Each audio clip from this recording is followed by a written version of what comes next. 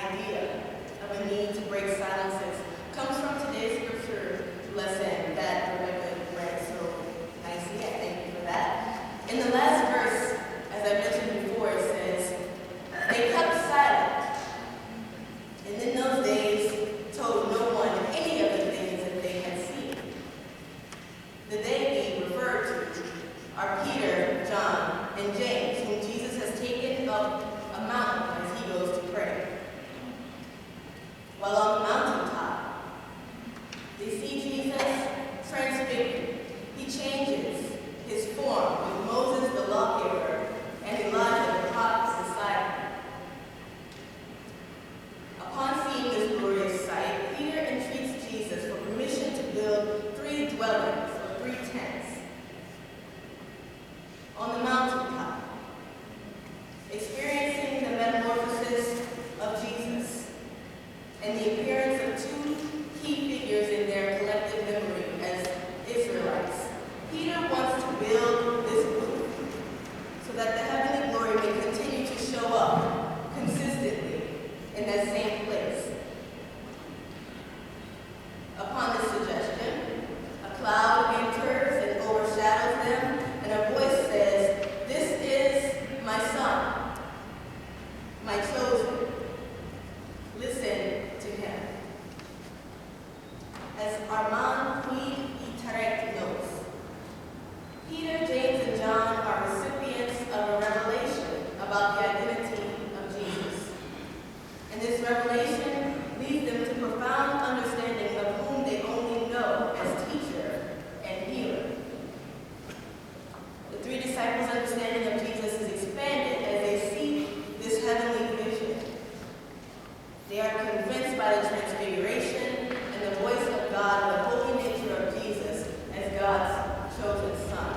But they were terrified, as most people might be, and they kept silent. The scripture seems to indicate that their fear causes them to choose this silence. How often does fear enter in, causing us to be silent about things we know we ought to speak out about, withholding our witness?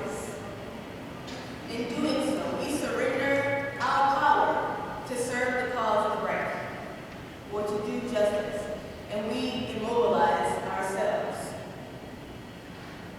This story reminds me of one of the words of my seminary professors who used to say, "It's a lot easier to worship Jesus than it is to follow him."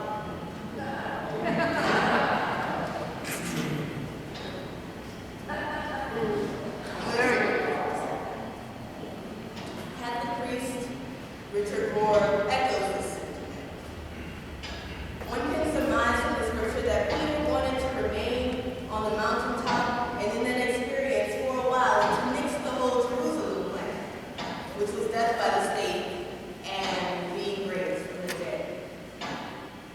What my professor meant, I think, is that singing Jesus' praises, being glad about the glory, setting up a place for Jesus, and in this case, other heavenly figures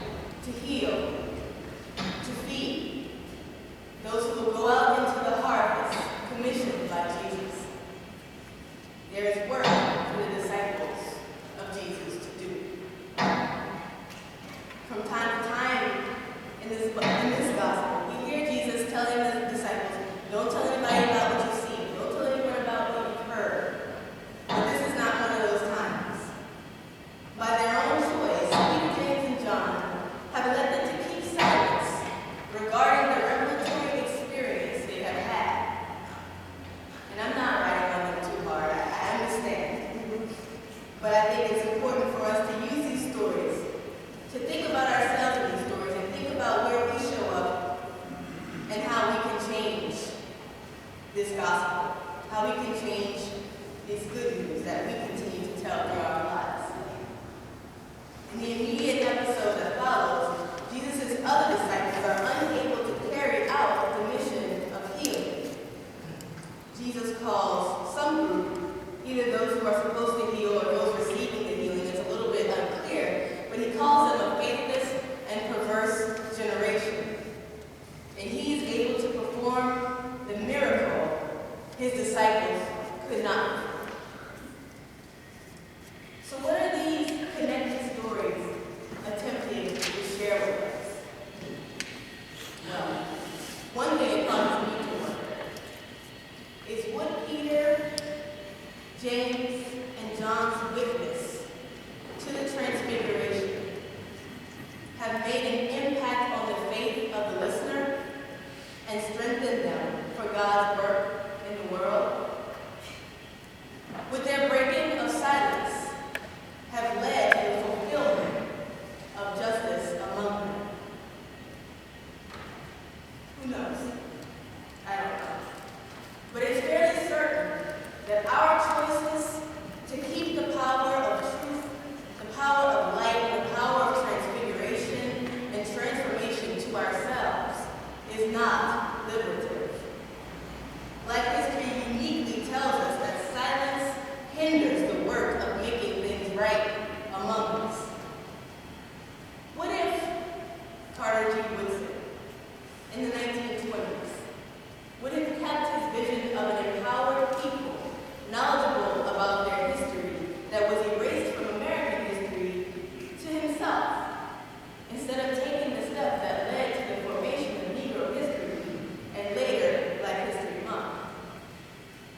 Or what if Black church women, who were excluded from church leadership out of fear of sexism or racism, would not have formed these women's groups that forwarded much of the lasting change which provided the foundation for the civil rights movement to take place in the 1950s and 1960s?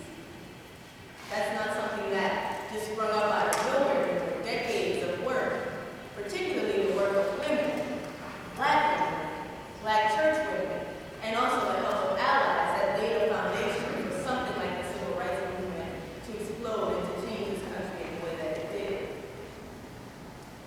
But even closer to home, what if we withhold the truth of God's love? Or even the good of this Christian community, Church of the Village, from people who need to know it, out of fear or shame of being associated with a religion that has a sketchy history and a sketchy present. Though it is a challenge, we have to move beyond the comfort of silence to the justice born of speaking out.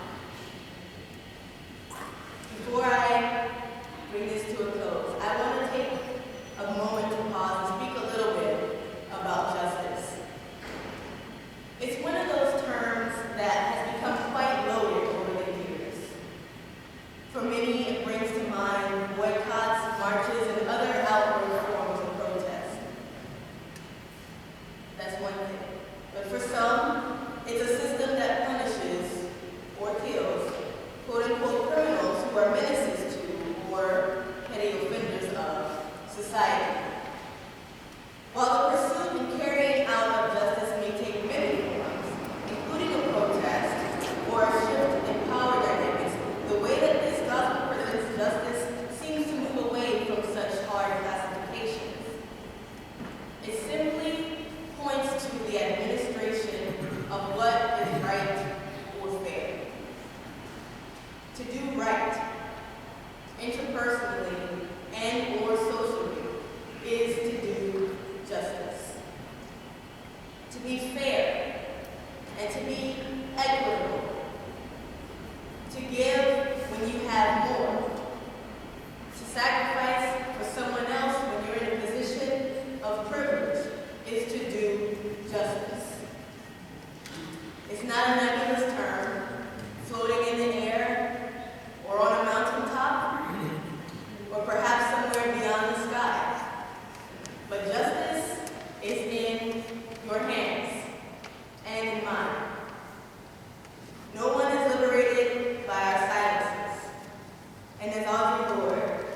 on the cover of the bulletin this morning says, we cannot be protected by our silences.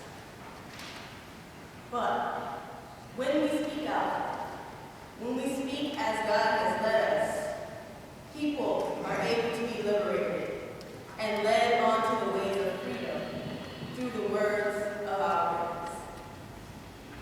When we can, in all ways we can, let us do our best to do justice through our deeds and equally as powerful through our words.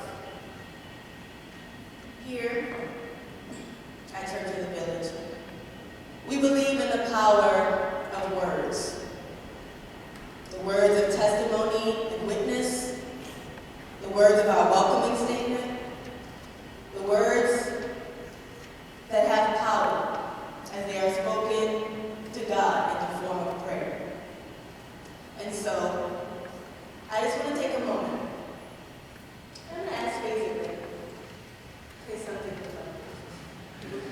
And in this time, I just want to invite anyone, and you can take it in the way that suits you best. If you want to pray,